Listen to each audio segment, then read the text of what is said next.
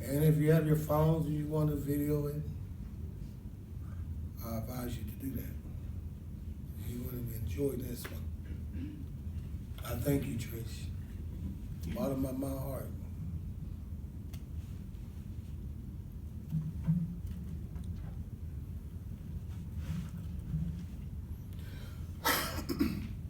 Pass me not, O gentle Savior.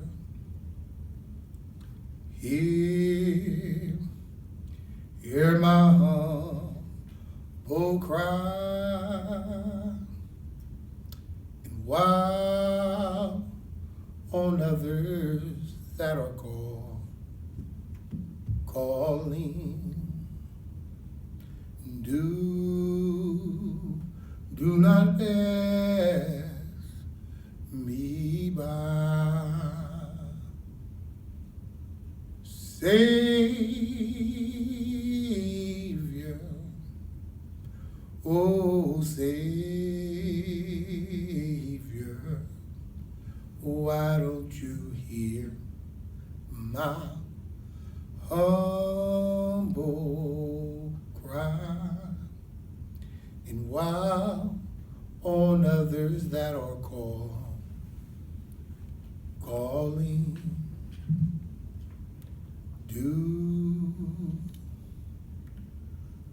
do not pass me by.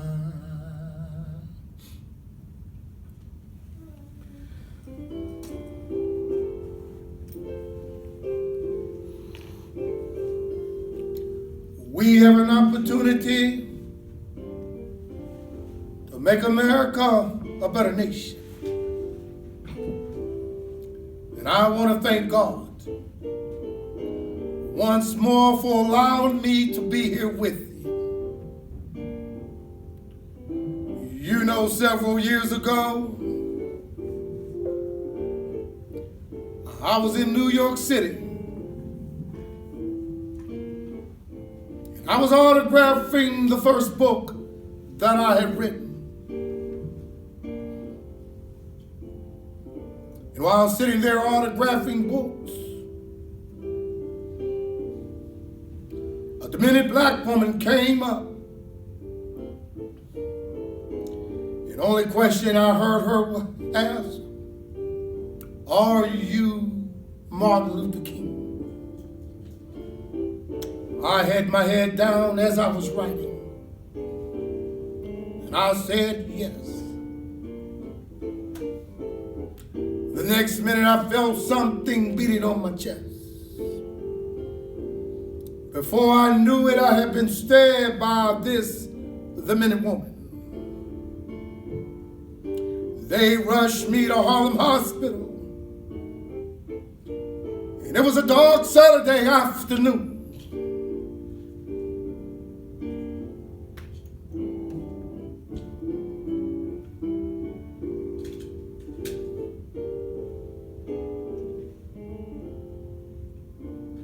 That blade it went through, and the x-rays revealed that the tip of the blade was on the edge of my aorta. That's the main artery. And once that's punctured, you're drowned in your own blood. That's the end of you. Well, the next morning in the New York Times wrote that if I had barely sneezed, I would have died. 4 days later, after the operation, and after my chest had been opened and the blade taken out,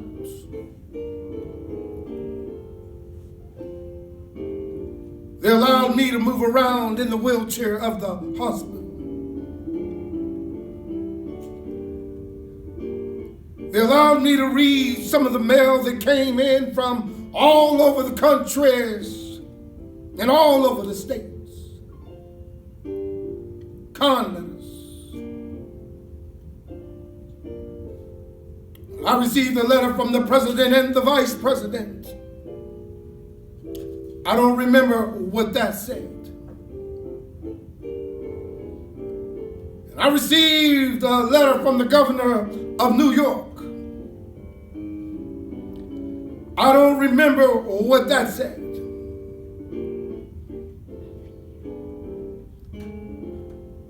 But there was another letter. It was from a young girl, a young student at the White Plains High School.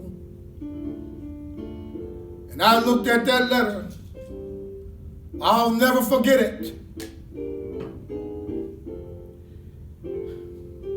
It says, "Sympathy, Dr. King. I am a 9th grade student at the White Plains High School. Well, it should not matter. I like to mention that I'm a white girl. And I read in the paper about your misfortune and of your suffering. And I read that if you had sneezed, that you would have died. But I'm simply writing to tell you that I'm so happy that you didn't sneeze. And I want to say to you this afternoon, I'm too as happy that I didn't sneeze. Because if I had sneezed, I wouldn't have been around here in the 1960s when students all over the South started sitting in at lunch counters. And I know as they were sitting in, they were standing up for the best of the American dream, taking back the whole nation.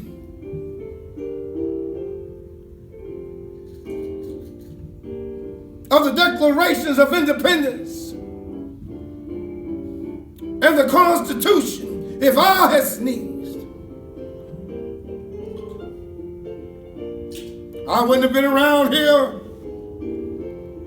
1961 when we decided to take a ride for freedom and in the segregations of a state's travel. If I had sneezed, I wouldn't have been around here 1962. The Negroes in Pittsburgh, Pennsylvania decided to straighten their backs up. You know, when men and women straighten their backs up, they're going somewhere. Because a man can't ride your back unless it's been, my God, if I had sneezed.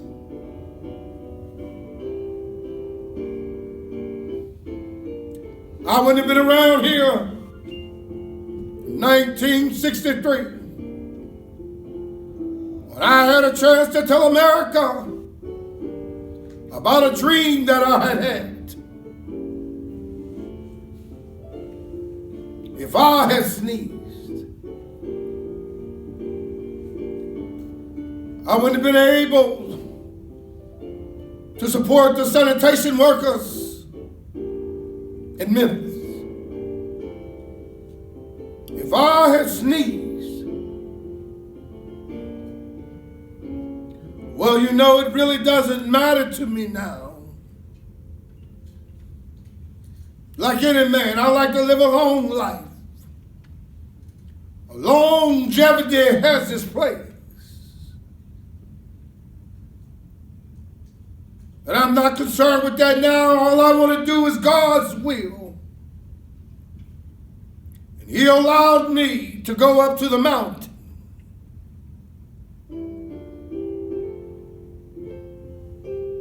And I've looked over and I've seen the promised lands. I may not make it there with you, but I want you to know tonight that we as the people will get to the promised lands.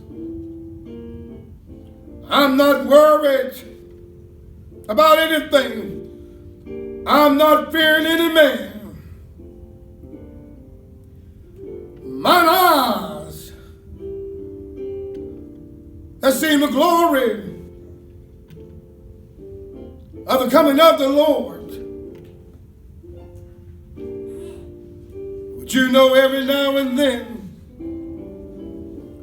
we think about the day when we'll be victimized with life's final common denominator.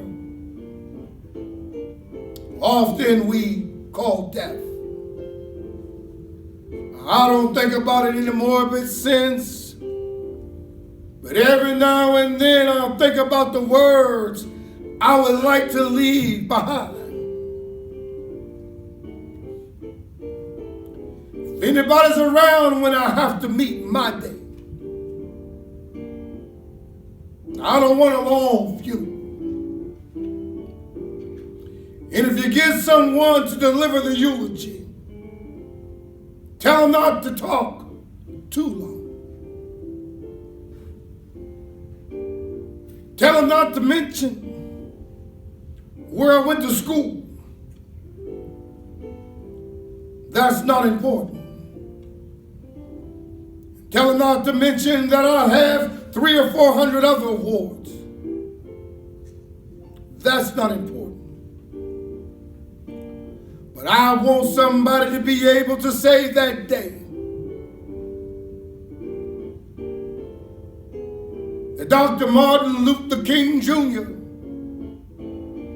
tried in his life serving humanity. I want somebody to be able to say that day that I tried in my life to feed the hungry. I want somebody to be able to say that day that I tried in my life to clothe the naked.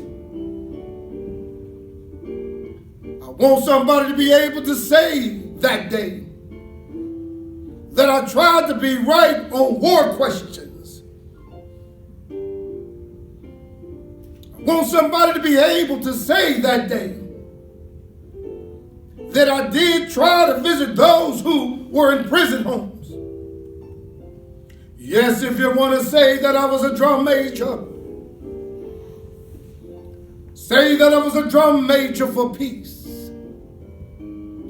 Say that I was a drum major for justice. Say that I was a drum major for righteousness. I won't have the fine, luxurious things of life to leave behind. I won't have any money to leave behind. All I want to leave behind is a committed life.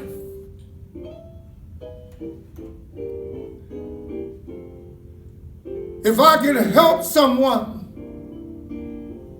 along the way, if I could cheer someone with the word or song, and if I could show someone that they're traveling wrong, then my living will not be in vain. I thank you so much for allowing me to come in your offices to share with you.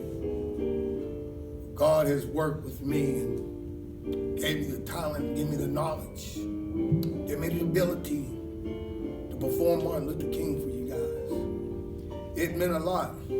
I've done a lot of hundreds and hundreds of people. But when he said 2 or more gather, he's in the mix. This is a crowd, and I love it. I love Trish for she gave me the opportunity. Last Sunday I sang and through my voice. And I said, somebody gonna call me. The next day she did.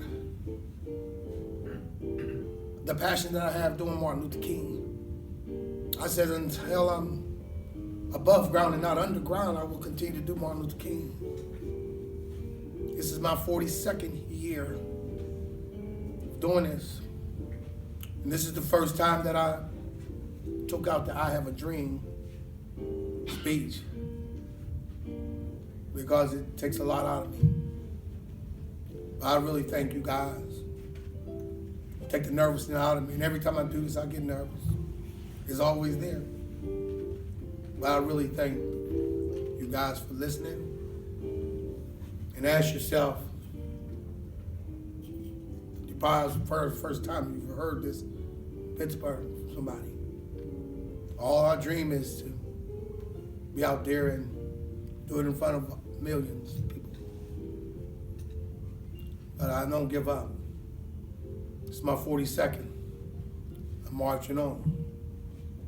I thank you so much. God bless you.